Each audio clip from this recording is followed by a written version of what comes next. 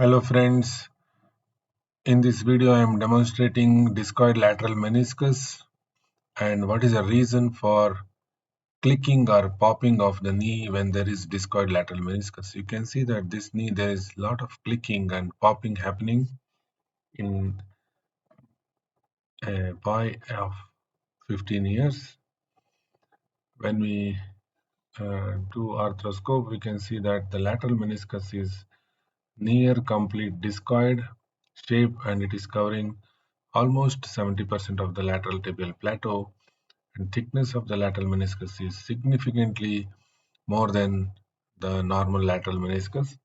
Whenever a knee is flexed, the thickened part of lateral meniscus is impinging on the femoral condyle, and the posterior lateral aspect of the meniscus is not attached to the capsule.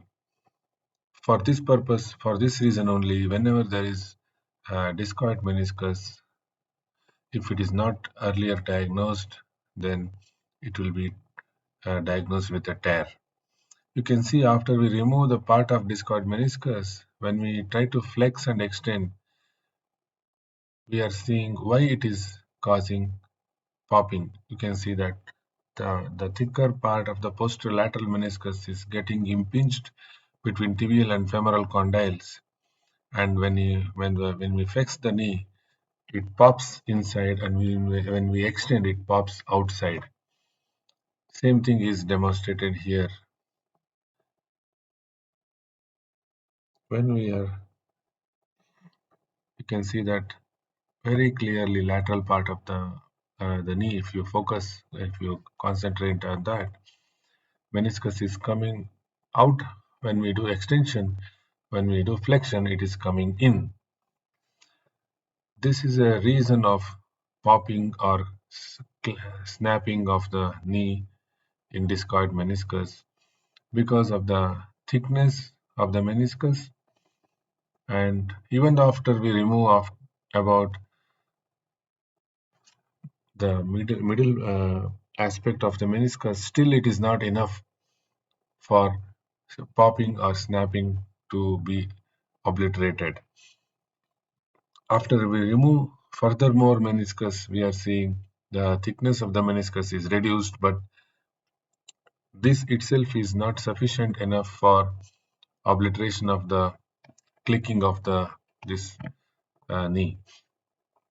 So now we are, after we remove the middle part and the posterior part, so now we are trying to debulk it by the way of using stitches.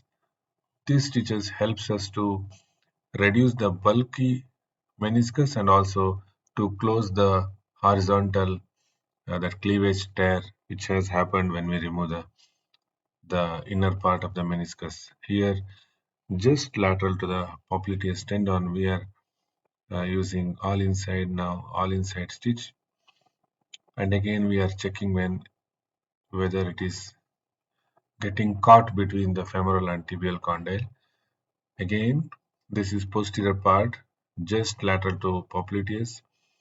Furthermore, lateral part of the meniscus, we are now using inside out needles, curved needles, curvature to keep anteriorly in order to avoid the needles getting needles damaging the vital structures like common peroneal nerve.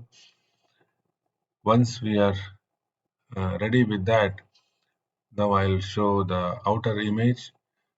You can see the very thick part of the meniscus is now getting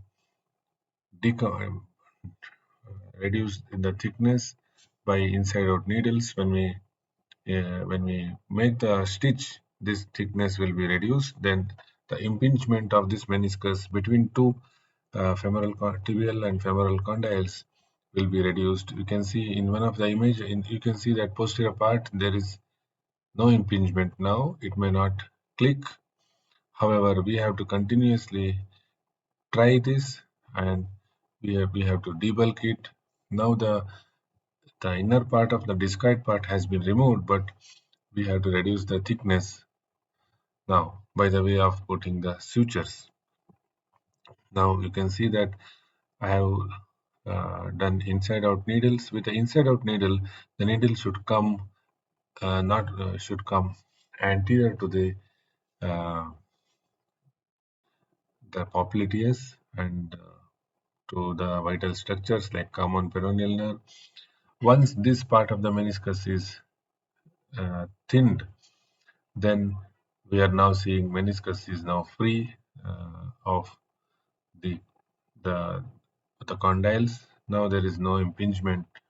Now it is not causing any snapping or popping.